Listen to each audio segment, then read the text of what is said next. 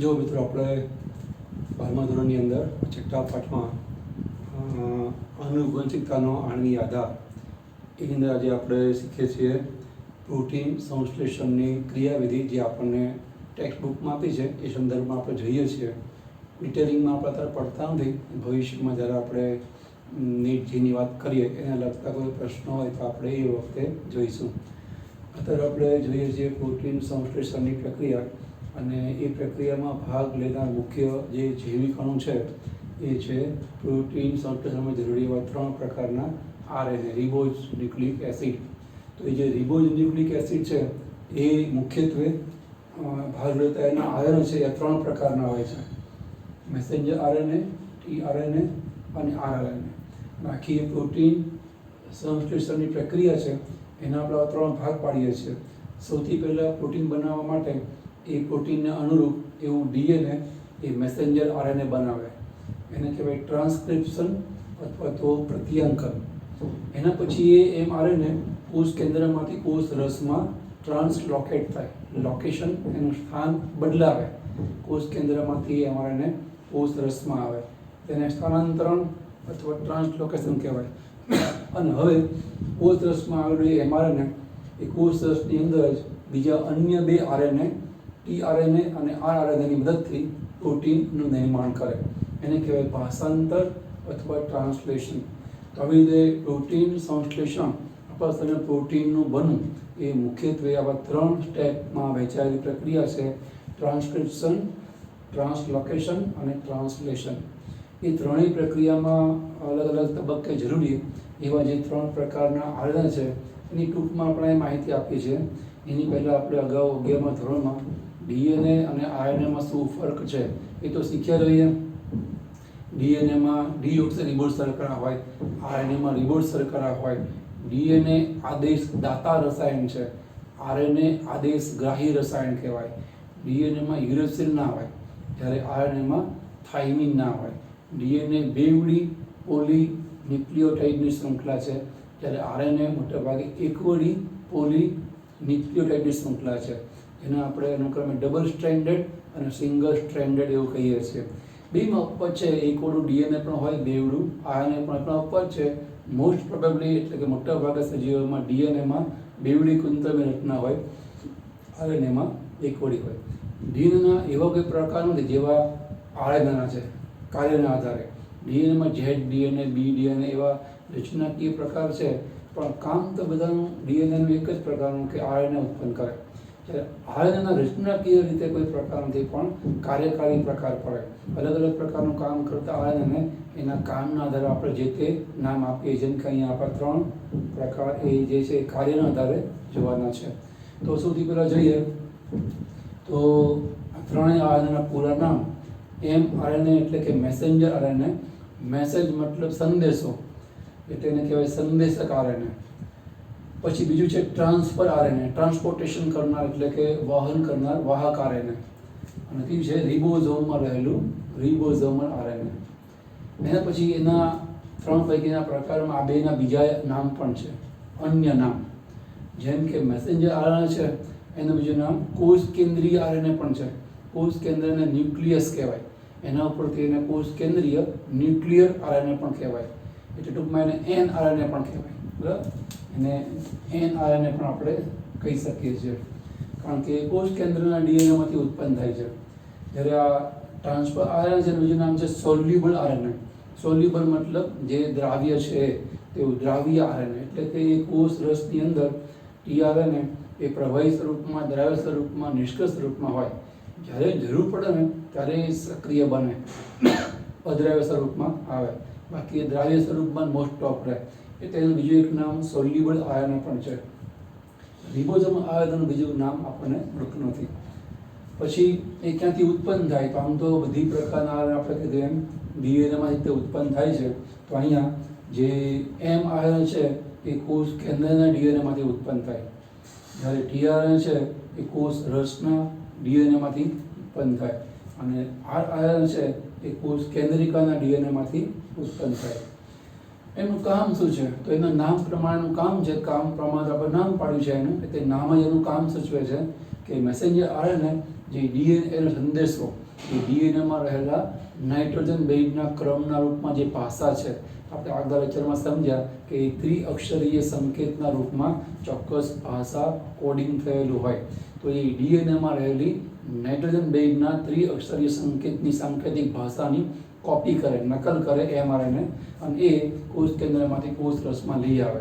એટલે ડીએનએનો સંદેશો કોષ કેન્દ્રમાંથી કોષ રસમાં લાવવાનું કામ એ આ કરે, તેને કહે messenger RNA. Message will be conveyed by mRNA, the message in of DNA. Message છે ડીએનએનો છે, એ એમઆરએનએ કન્વે કરે, લઈ જાય છે કોષ કેન્દ્રમાંથી કોષ રસમાં. એટલે નામ છે મેસેન્જર આરએનએ, સંદેશાનું વહન કરે. આ ટીઆરએનએ શું કામ કરે? એમિનો એસિડનું વહન કરે. એનું નામ છે ટ્રાન્સફર આરએનએ.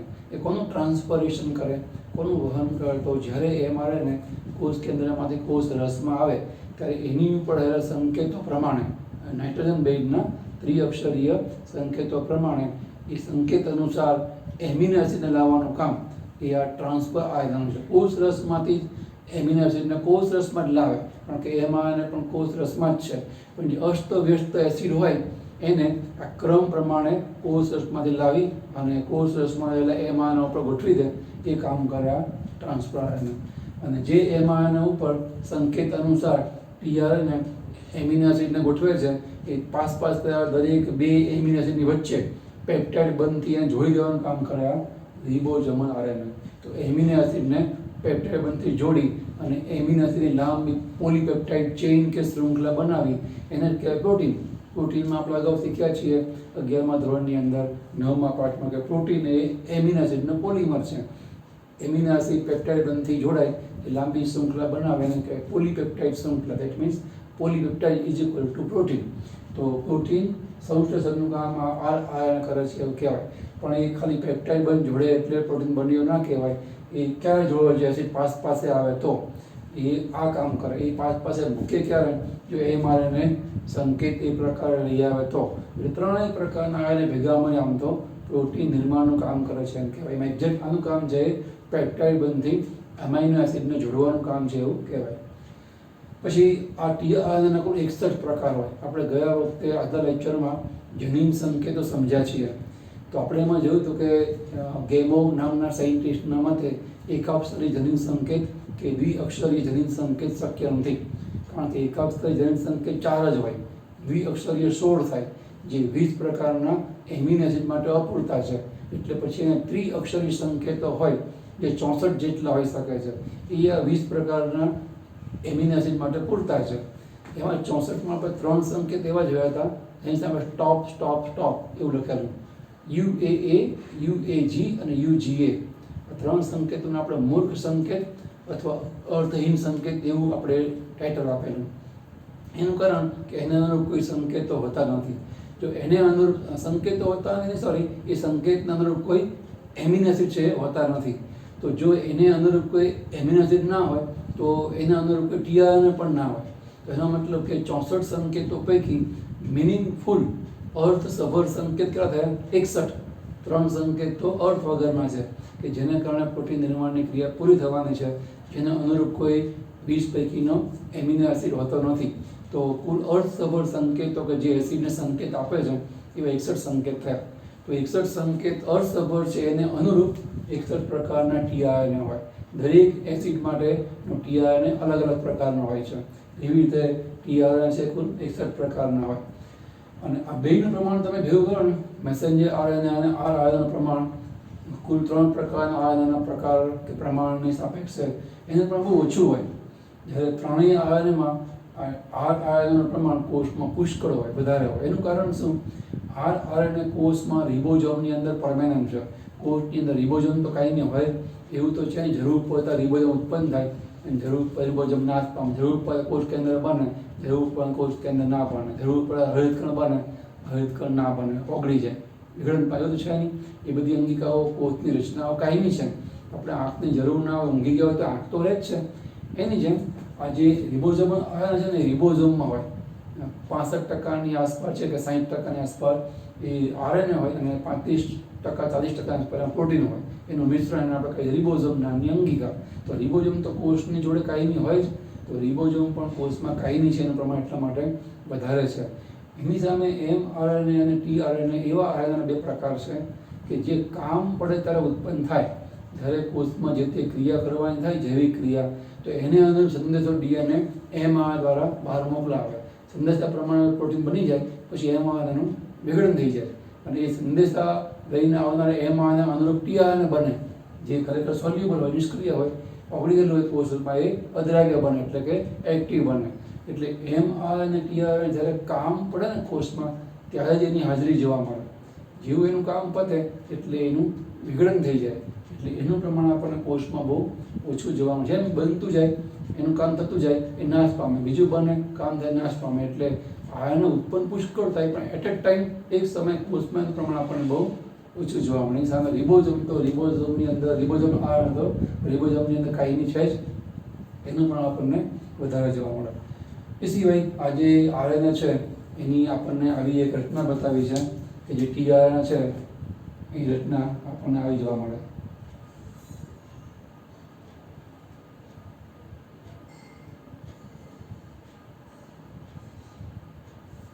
આ જે tRNA રચના છે એને આપણે કહીએ છીએ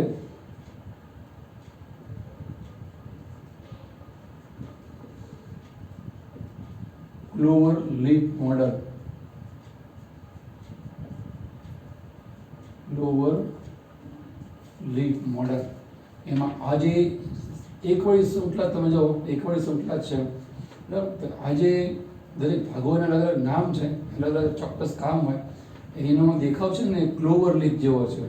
ક્લોવર લીફ મતલબ લવિંગના પર્ણ જેવો, એટલે એને આપણે ક્લોવર લીફ મોડલ કહીએ છીએ. લવિંગના પર્ણ એક્ઝેક્ટ આવા ના હોય, પણ એને લગભગ મળતા આવતા એવા પર્ણ જેવા આકારનો tRNA છે, તેને કહેવાય ક્લોવર લીફ મોડલ.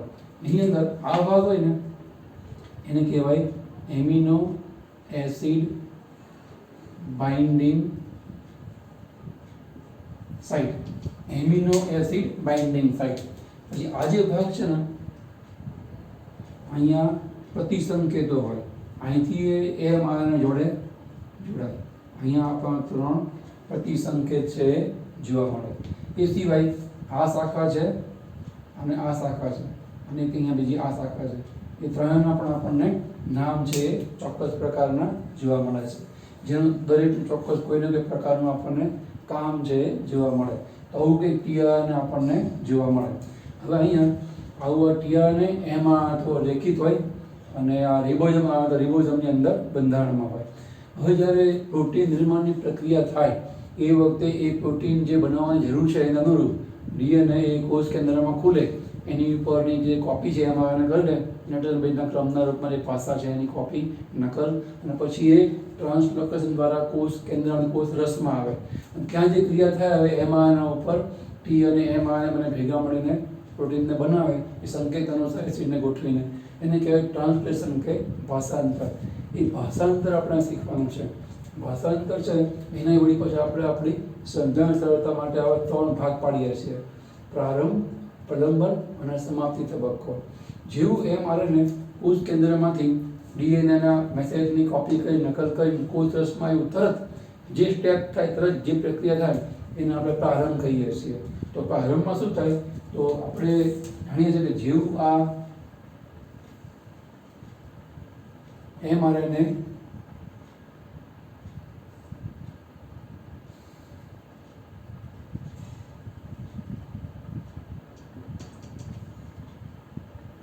રિબોઝોમની અંદર આવે, માનો કે આ mRNA છે, એની ઉપર આજે નાઇટ્રોજન બેઝના ચોક્કસ ક્રમ છે. અને રિબોઝોમ છે એમાં આપણે જો પ્રોકેરિયોટિક રિબોઝોમ હોય તો આ 30 ને 50S હોય, યુકેરિયોટિક હોય તો એ 40S અને 60S. S એટલે સ્ક્વેર બ્રેડ એટલે આપણે જાણીએ છીએ. તેમાં નાના એકમની અંદર mRNA દાખલ થાય. એ નાનો એકમ છે રિબોઝોમનો, આ છે રિબોઝોમ જે 80S નો છે, એટલે કે યુકેરિયોટિક કોષનો રિબોઝોમ છે. તો જે નાનો એકમ હોય ને એ mRNA નું જોડાણ સ્થાન છે. એ mRNA હોય ને એની શરૂઆતમાં અને છેલ્લે કેટલાક મિનિંગલેસ સંકેતો આવેલા હોય એ આપણે અહીં આપ્યા નથી, એને કહેવાય છે યુટીઆર. યુટીઆર મતલબ થાય અનટ્રાન્સલેટેડ રિજિયન્સ, યુટીઆરએસ એને આપણે કહીએ છીએ યુટીઆરએસ. એટલે કે એનું ટ્રાન્સલેશન કે ભાષાંતર ના થાય પણ એ જરૂરી છે. અહીંયા દાખલ થવા માટે રિબોઝોમમાં કેટલાક અહીંયા બેઝ હોય, છેલ્લે પણ હોય, જેની આપણે જરૂર નથી, બતાવતા નથી, કારણ કે એનું ટ્રાન્સલેશન ભાષાંતર થતું નથી. એ સંકેતો કે જે શરૂઆતમાં અંતે હોય એ પ્રમાણે ટીઆરએનએ કોઈ એસિડને લાવવાના નથી, એટલા માટે આપણે લખતા નથી. પણ એ રિજિયન બે તરફ હોય તો જ તે સક્ષમ રીતે પ્રોટીન નિર્માણનું કે સંશ્લેષણનું કામ છે એ થતું હોય છે. તો અહીંયા એ પણ હોય અનટ્રાન્સલેટેડ રિજિયન પણ બે બાજુ આપણે બતાવતા નથી. પછી આપણે આ જ પાર્ટમાં આગળ જોયું હતું, આગળ કેપિંગ હોય, પાછળ ટેઇલિંગ હોય.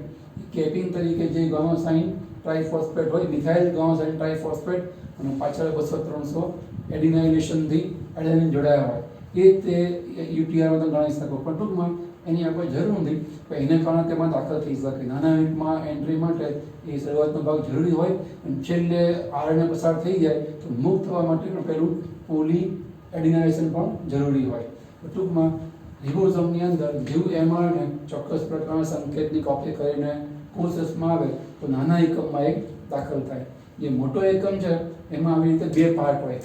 એક પાર્ટ છે એને કહેવાય એ સાઇટ, અને બીજો પાર્ટ છે એને કહેવાય પી સાઇટ. એ સાઇટ અને પી સાઇટનો મતલબ શું? અહીંથી એમિનો એસિડ દાખલ થાય, એમિનો એસિડ સાઇટ જગ્યા, એમિનો એસિડ દાખલ થવાની જગ્યા. અને અહીંથી જે એસિડ દાખલ થયો આગલો અને આ પાટલીની વચ્ચે પેપ્ટાઇડ બંધ બને, એટલે પી નો મતલબ થાય પેપ્ટાઇડ સાઇટ, પેપ્ટાઇડ સાઇટ. આવી રીતની વ્યવસ્થા હોય. તો જીવ એમઆરએનએ એ રિબોઝોમમાં કોષની અંદર એને ગોઠવે ને તો એનો જે પહેલો સંકેત છે કયો હોય? પ્રારંભક સંકેત. આપણે જનીન સંકેતોની લાક્ષણિકતાઓમાં જોયું કે એમઆરએનએ પ્રમાણસર પહેલો સંકેત છે એ પ્રારંભિક સંકેત હોય, ઇનિશિયેશન કોડન અથવા સ્ટાર્ટ સિગ્નલ હોય. છેલ્લે યુએએ અથવા યુએજી અથવા યુજી પ્રકારનો કોઈને કોઈ સ્ટોપ સિગ્નલ આપણને જોવા મળે. પ્રારંભમાં હંમેશા અહીંયા એયુજી એટલે કે સ્ટાર્ટ સિગ્નલ જ આપણને જોવા મળે. બરાબર?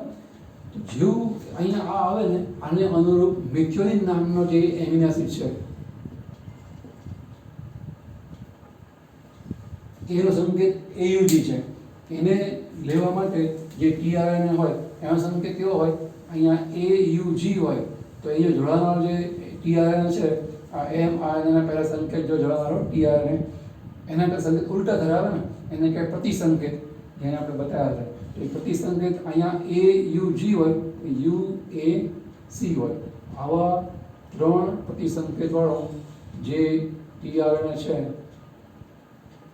એ અહીંયા આ મેથિયોનિન લઈ આવે, અહીંયા આવીને ગોઠવાઈ જાય આવી રીતે.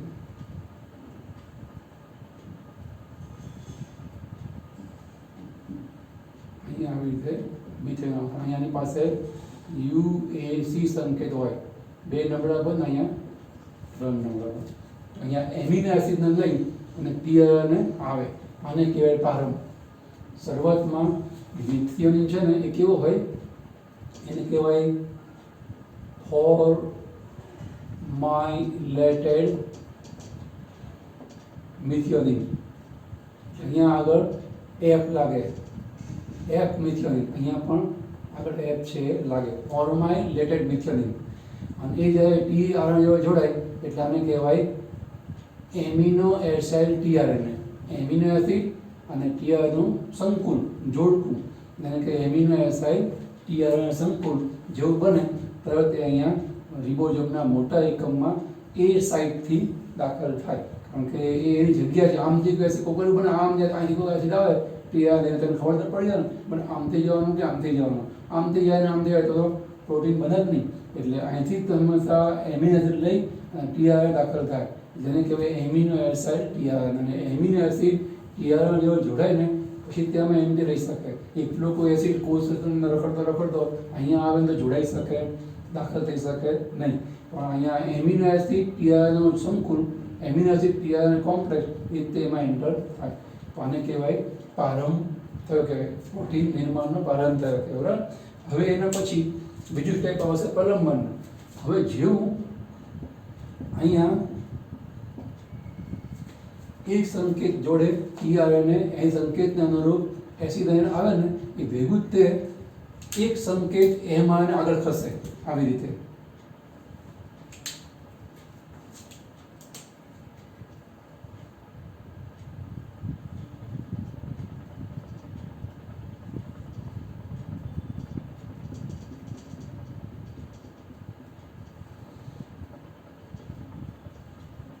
અહીંયા જે એવી સંકેત જોડે જેવો ટીઆરએન જોડાય એવું તરત જ તે એને જો જોડાયેલો આ ટીઆરએનએ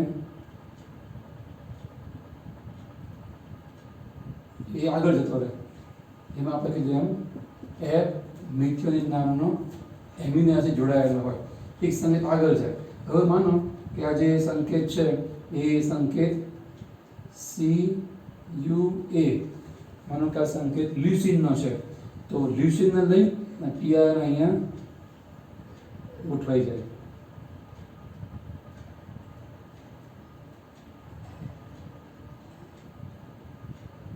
આવી રીતે એનો સંકેત CUA હોય, અહીંયા આવશે GAU, બરાબર. એક સંકેત હવે ફસે એટલે હવે આ સંકેત બીજો આવે એટલે અહીંયા એ સાઈડથી ટીઆરએન સંકેત વાંચવાનું કામ કરે.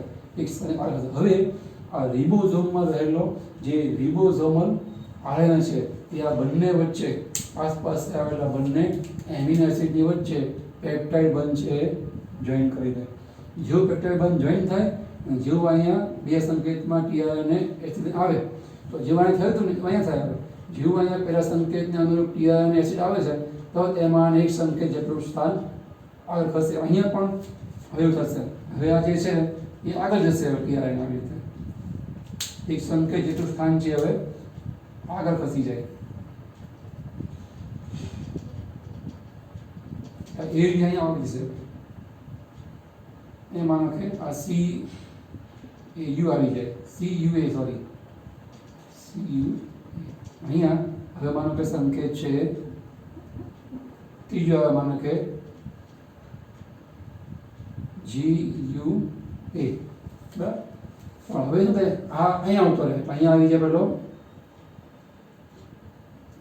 લ્યુસીન અને પેલો મિથિયોનિન છે એને જે ટીઆરએન આવેલો એ ટીઆરએન તો નિકાલ પામી જાય. એનું કામ શું હતું તો નિકાલ પામી જાય. અહીંયા જોડાઈ રહે પેપ્ટાઇડ બંધથી એફ મિથિયોનિન. એનું કામ હતું ફક્ત ટીઆરએન લઈ આવવાનું. એકવાર ટીઆરએન એસિડને લઈ આવે, ટીઆરએનનું કામ એસિડને લઈ આવવાનું. એ એકવાર લઈ આવે અને એ જેવો પેપ્ટાઇડ જોઈન્ટ થઈ જાય આટલા એસિડ જોડે એનું કામ પતી ગયું, નીકળી જાય. હવે વળી પાછું અહીંયા સંકેત છે જે હોય એના અનુરૂપ ટીઆરએન બીજો એસિડ અમારે અહીંયા કોઈ XYZ એસિડ છે. જેવા બે પાસે આવે તો અહીંયા બધું પેપ્ટાઇડ બંધ જોડાઈ જાય. જેવો એસિડ અહીંયા આવે અહીંયા GUA હોય તો અહીંયા CAU હોય તો આ એક સ્થાન આગળ ખસે. તો આવી રીતે લાંબીના આ આગળ ખસે એટલે આ જેવું બહાર જાય તો ટીઆરએન નીકળી જાય, એસિડ છે તો બંધાયેલો રહે. આમ આખી એમિનો એસિડની પોલિમર ચેઇન છે એ બનતી જાય. છેલ્લે જ્યારે સંકેત UAA UAG આવે એટલે ક્રિયા પૂરી થાય.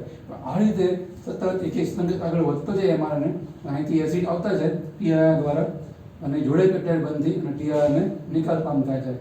એ ક્રિયાને કહેવાય પ્રલંબન પ્રકારની ક્રિયા. અને છેલ્લે તબક્કો જે ત્રીજો છે એને આપણે કહીએ છીએ સમાપ્તિ તબક્કો.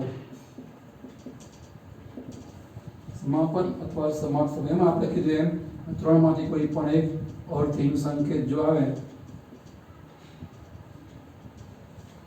જેને આપણે કહીએ છીએ અર્થહીન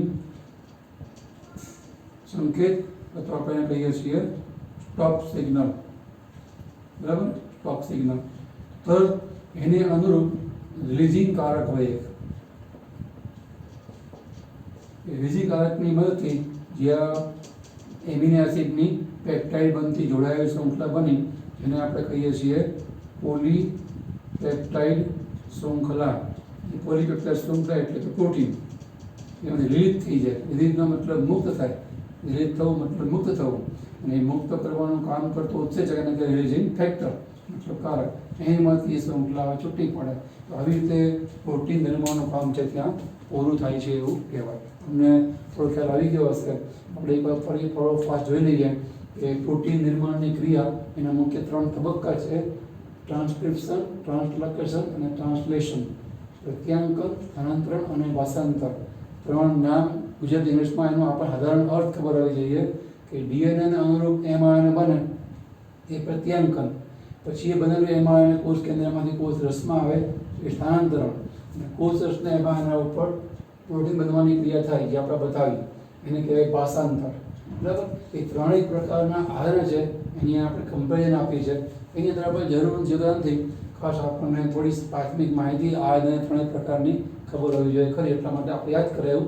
ખરેખર તમે 11th સ્ટાન્ડર્ડમાં શીખ્યા હોય. અહીંયા આપણને કે આ પાઠમાં 12મામાં આયનના પ્રકાર ક્યાં આપ્યા નથી, તો આપણે એનો ઉપયોગ કરીએ છીએ એટલે યાદ કર્યું આપણે. ટૂંકમાં 3 આયને ભેગા મળી અને સરવાળે પ્રોટીન નિર્માણનું કામ કરે. એમાંય જે આ ભાષાંતરની પ્રક્રિયા છે છેલ્લે, એમાં એને કોષ રસમાં આવે અને એને અનુરૂપ પ્રોટીન પેપ્ટાઇડ બનતી જોડાય અને બનાવે પોલીપેપ્ટાઇડ કે પ્રોટીન. એ કેવી રીતે બને એ ભાષાંતરની ક્રિયા વળી પાછી આપણે સમજણની સરળતા માટે આવા 3 ભાગમાં વહેંચીએ છીએ: પ્રારંભ, પ્રલંબન અને સમાપ્તિ તબક્કો. તો પ્રારંભ તબક્કામાં શું થાય? જેવું એમઆરએનએ કોષ રસની અંદર આવે તો એ રિબોઝોમમાં જોઈન થાય. હવે રિબોઝોમમાં કેમ જોઈન થતું હશે? એટલા માટે એ રિબોઝોમ સ્થાયી છે. બાકી જીવન કોષની અંદર કોષ રસ છે ચક્ર ભ્રમણ કરતો હોય, ક્લોકવાઇઝ ઘડિયાળના કાંટાની દિશામાં ગોળ ગોળ ફરતો હોય તો એને જીવન કોષ કહેવાય. જો એ સ્થિર થઈ જાય તો એ કોષ ડેડ કહેવાય. જે હરતા ફરતા વ્યક્તિ ધબકતો વ્યક્તિ જીવંત કહેવાય. બાકી એને આપણે ડેડ કહીએ છીએ. એમ કોષની અંદર જીવન કોષમાં ક્રિયાઓ થવાની. જીવન કોષ હોય એટલે કોષ રસ તો કોષ કેન્દ્રની આસપાસ ક્લોકવાઇઝ ફરતો જ રહે. એને આપણે સાયક્લોસિસ અથવા તો ગુજરાતીમાં ચક્ર ભ્રમણ કહીએ છીએ. હવે એમાં પણ જો કોષ કેન્દ્રમાંથી બહાર આવે અને એને જો કોષ રસમાં ફરવાનું થાય તો એનું જે મેસેજ છે સાંકેતિક ભાષાનો એ કન્વે થાય જ નહીં. એટલે કે મેસેજ પ્રમાણે પ્રોટીન જે નિર્માણ થઈ શકે નહીં, એને સ્થિર રહેવું જોઈએ. એ સ્થિર છે. હું તમને સ્થિર રહીને ઊભા ભણાવું છું, તમને મજા આવે છે. હું દોડતા ચારે બાજુ માટા ફેરા મારતા મારતા સ્કૂલના મેદાનમાં દોડવા માંડું અને બોલવા માંડું જે કંઈ માં ભણાવવાનું હોય તો તમને બરાબર સમજાય જ નહીં ને. સ્થિર ઊભા હોય તો માંડ સમજાય છે, તો ફરતા હોય તો હું સમજાય. એમ કોષ રસની અંદર એમાં છે એ સ્થિર થાય જરૂરી છે, તો જ એની ઉપર હવે ટીઆરએન એસિડને લાવે. એ આમ ફરતો હોય તો ટીઆરએન પાસે દોડે એસિડને ત્યાં જોડવા માટે, તો જોડાઈ શકે જ નહીં. તો રિબોઝોમ છે ને સ્થિર છે. રિબોઝોમ કેમ સ્થિર છે? કારણ કે અંતઃકોષરસ જાળની ઉપર હોય. અંતઃકોષરસ કેમ ફિક્સ છે, સ્થિર છે? કારણ કે અંતઃકોષરસ જાળ એક છોડ જોડાયેલો હોય, અંદર કોષ કેન્દ્ર પટલ જોડે, અને બે છોડ જોડાયેલો હોય કોષ રસ પટલ જોડે. એટલે જાળીદાર રચના, અંતઃકોષરસ જાળીદાર રચના સ્થિર છે. એની ઉપર રિબોઝોમ જોડાયેલા હોય એ પણ સ્થિર છે, જેને આપણે કહીએ છીએ ખરબચડી સપાટીવાળી અંતઃકોષરસ જાળ. તો એ રીતે રિબોઝોમ સ્થિર એવી અંતઃકોષરસ જાળની ઉપર એટલે સ્થિર છે. તો એની અંદર એટલા માટે એમાં એને દાખલ થાય. બીજી એક નાની વાત કે આપણે પ્રોટીન જ કેમ શીખીએ છીએ? લિપિડ સંશ્લેષણ થતું તો હશે જ ને, એમ કાર્બોહાઈડ્રેટ્સ સંશ્લેષણ થતું તો હશે જ ને. આપણા શરીરમાં કાર્બોહાઈડ્રેટ બને, પ્રોટીન બને, લિપિડ બનતું હોય છે. એમાંથી આપણે પ્રોટીન નિર્માણની પ્રક્રિયા કેમ જોઈએ છીએ, લિપિડની કેમ નહીં? તો એક તો આપણી આ 11મા વારમાં લિમિટ છે વિદ્યાર્થી જીવનની. આ સ્તર પ્રમાણે, લેવલ પ્રમાણે આપણું બરાબર છે. લિપિડ આગળ ઉપર આવે પણ એ તો ઠીક છે, આપણે આ શીખીએ તો એ પણ જો આપ્યું શીખાય જ ને આપણે લિપિડ સંશ્લેષણ કે કાર્બોહાઈડ્રેટ સંશ્લેષણ. પણ મુખ્ય છે ને આપણા શરીરમાં પહેલાં કોઈ પણ વસ્તુની જરૂર હોય ને એટલે પ્રોટીન બને છે. પ્રોટીન બનવાની ક્રિયા દરેક સજીવમાં એ બહુ પાયાની પ્રક્રિયા છે. લિપિડને બનવા માટે પહેલાં પ્રોટીન બનવું પડે. કારણ કે લિપિડ બનવાની પ્રક્રિયા જે થાય તો એ એક પ્રકારની જૈવિક પ્રક્રિયા છે. કાર્બોહાઈડ્રેટ બનવાની પ્રક્રિયા થાય શરીરમાં, જે ધાર્મિક ક્રિયા કે જૈવિક ક્રિયા, એક પ્રકારની જૈવિક ક્રિયા છે. ક્રિયા માત્ર જૈવિક ક્રિયા માત્ર ઉત્સેચકો વગર થાય જ નહીં ને. ઉત્સેચક તો જોઈએ ને, એને અનુરૂપ ઉત્સેચક એ પ્રક્રિયા ભાગ લે તો પ્રક્રિયા થઈ શકે. બાકી આપણા 37 ડિગ્રી સેલ્સિયસ તાપમાનમાં બધાએ ઉત્સેચક કામ કરી શકે નહીં. અમુકમાં તાપમાન ઊંચું જોઈએ, અમુક દબાણ ઊંચું જોઈએ. તો ઉત્સેચકોને કારણે આ તાપમાને, આ દબાણે બધી ક્રિયાઓ શક્ય બને છે. કોઈ ક્રિયા ઉત્સેચકો વગર થાય નહીં એમ કે ચાલે. ઉત્સેચક એટલે પ્રોટીન. એટલે એ અર્થમાં આપણે પ્રોટીન શીખીએ છીએ કે આપણા કે કોઈ પણ શરીરનો પાયાનો પદાર્થ છે એ પ્રોટીન બને એટલે બાકીના બધા પદાર્થો બને. જેમ તમારા પાસે રૂપિયા આવે તો બધી વસ્તુ આવે, ખાવાની, પીવાની, પહેરવાની, ઓઢવાની, રહેવાની, જમવાની, હરવા ફરવાની. રૂપિયામાં બેસીને ફરાય નહીં, પણ રૂપિયામાં તમે સાધન લો, સ્કૂટર કે કાર, એમાં ફરાય. રૂપિયાને ખવાય નહીં, એના વસ્તુ લઈને ખાઈ શકો. એની જેમ આ એવું છે, પ્રોટીન એવું પાયાનું રસાયણ છે કે જેનાથી બધી વસ્તુ બની શકે. એના કારણે કે એમાંથી ઘણી બધી વસ્તુ બને, એટલે પાયાનો પદાર્થ છે. એટલે અને બીજું, આમાંથી હવે લિપિડ કઈ રીતે બને, એ લિપિડ સંતુલન એ આપણા સ્તર માટે જરૂરી નથી. એટલે આપણને અતિ અગત્યની પાયાની રીતે સમજાવે છે પ્રોટીન કેવી રીતે કોઈ પણ સજીવમાં છે બને. તો જેવું એમ આવે ને, રિબોઝોમમાં આવે, સ્થાપિત થાય, કારણ કે સ્થિર છે. એમાં જેવું સ્થાપિત થાય નાના એકમમાં, એની અંદર મોટા એકમમાં બે જગ્યા હોય, એસિડ દાખલ થવાની જગ્યા અને આગલા એસિડ જોડે પેપ્ટાઇડ બનવાની પ્રક્રિયા, એ પી સાઇટ કહેવાય ને. પેપ્ટાઇડ સાઇટ, પી સાઇટ, એમિનો એસિડ સાઇટ, એ સાઇટ, બરાબર. તો જેવું એમ આવે ને રિબોઝોમના નાના એકમમાં આવે, તરત ટીઆરએનએ એ સંકેતને અનુરૂપ જે એસિડ હોય એને લઈ આવી ત્યાં અહીંયા મૂકી દે. આપણે જાણીએ છીએ કે સૌથી પહેલો સંકેત છે ને એ હંમેશા સ્ટાર્ટ સિગ્નલ કે ઇનિશિયેટર કોડોન હોય, જે હંમેશા એયુજી જ હોય. અને એને અનુરૂપ જે મિથિયોનિન છે એ પણ વિશિષ્ટ પ્રકારના મિથિયોનિન હોય. આ એયુજી વચમાં આવે ને, સાધારણ મિથિયોનિન ક્યાં આવશે? એ સાધારણ એક પ્રકારનો જનીન સંકેત જ કહેવાય. જ્યારે પહેલાં આવે ને એટલે એયુજીને કહેવાય સ્ટાર્ટ સિગ્નલ. અને એ એયુજી છે એને અનુરૂપ મિથિયોનિન જે પહેલાં આવે ને એનું ફોર્માઇલેશન થયું હોય, ફોર્માલ્ડીહાઇડ એનું એમાં ઉમેરણ થવું મિથિયોનિન નામના એસિડમાં, એટલે એનું ફોર્માઇલેશન થયું કહેવાય. એવું ફોર્માઇલેશન થયેલો મિથિયોનિન એને કહેવાય ફોર્માઇલેટેડ મિથિયોનિન, એપ મિથિયોનિન. એને લઈ અને ટીઆરએન જોડાય, આને કહેવાય ટીઆરએનએ એમિનો એસિડ સંકુલ. એ હવે અહીંયા રિબોઝોમના આ એ સાઇટની અંદર દાખલ થાય. એ દાખલ થાય ભેગું આપણે વ્યવસ્થિત થઈ હોય, જેવું ટીઆરએનએ એમિનો સંકુલ અહીંયા દાખલ થાય ભેગું એક સંકેત જેટલું સ્થાન એમ આગળ આવી રીતે ડાબી તરફ ખસે. એ મને બતાવેલું અગાઉ, બરાબર. અને ત્યાં આવે એક સંકેત લઈ અને આગળ જતો રહે. ટીઆરએનએ એસિડનો સંકેત છે, આ ખાલી સંકેત અહીંયા આગળ આવે, ત્યાં વળી પાછી સંકેત પ્રમાણે ટીઆરએનએ એસિડને લઈ આવે, ત્યાં મૂકી દે. એની વચ્ચે બંધ બને. ટૂંકમાં સૌથી પહેલાં જે એક મિથિયોનિન લઈ અને ટીઆરએન અહીંયા આવે ને પ્રારંભિક સંકેત ઉપર, એને પ્રારંભ થયો કહેવાય. અને પછી હું જે સમજાવી રહ્યો છું એને પ્રલંબન કહેવાય. હવે સંકેત પ્રમાણે જેમ એસિડ આવે એમાં અને એક એક સંકેત છે આગળ ને આગળ એ રિબોઝોમમાં ખસતું રહે. અને અહીંયા ટીઆરએનએ જે સંકેત એના અનુસાર એસિડને લઈ આવી જાય અને પેપ્ટાઇડ બંધ જોડાઈ જાય. ટીઆરએનએથી મુક્ત થયા રાખે અને એમિનો એસિડ છે પેપ્ટાઇડ બંધ જોડાઈ લાંબી પોલીપેપ્ટાઇડ ચેઇન છે એ બનાવે. અને છેલ્લે આવા કોઈ સંકેતો આવે ત્યારે પ્રોટીન નિર્માણની ક્રિયા પૂરી થાય, એને કહેવાય સમાપ્તિ તબક્કો. યુએએ, યુજીએ અથવા યુએજી એ અર્થહીન સંકેત છે. એના અનુરૂપ કોઈ ટીઆરએનએ પણ ના હોય, એના અનુરૂપ એસિડ પણ ના હોય. અને ઉપરથી એમાં રહેલો રિજિન કારક છે એ આ રિબોઝોમમાંથી પોલીપેપ્ટાઇડ ચેઇન એટલે કે જે શૃંખલા છે પ્રોટીનની એને રિબોઝોમમાંથી મુક્ત કરે. અને પછી આપણે અગાઉ કોષ રચનામાં જ્યાં શીખ્યા હોય એ હવે જાય ગોલ્ગી બોડીમાં. ગોલ્ગી બોડીમાં હવે એનું પેકેજિંગ થાય. આ જે છે ને રો પ્રોટીન કહેવાય. આ પ્રોટીન સીધો ઉપયોગ આપણા કોષમાં થઈ શકે નહીં, રચનાત્મક રીતે કે ક્રિયાત્મક રીતે એમાં થોડો ફેરફાર કરવાનો થાય. એ ફેરફાર થાય પછી રિબોઝોમમાંથી પ્રોટીન મુક્ત થાય, પછી કોષમાં એનો ઉપયોગ થાય. આવી રીતે ભાષાંતરની અંદર મુખ્ય 3 તબક્કા પણ જોવા મળે: પ્રારંભ, પ્રલંબન અને સમાપ્તિ. જે તમને ખ્યાલ આવી ગયો હશે. આપણે થોડું ફોરવર્ડ પાસ રિવિઝન પણ કર્યું. એકવાર ચોપડીમાં જોઈ એક પેજ ઉપર ફિગર અને આનું વર્ણન છે એ શાંતિથી તૈયાર કરવા પ્રયત્ન કરજો. આ એક ફિગર છે એ પણ તૈયાર કરવા પ્રયત્ન કરજો.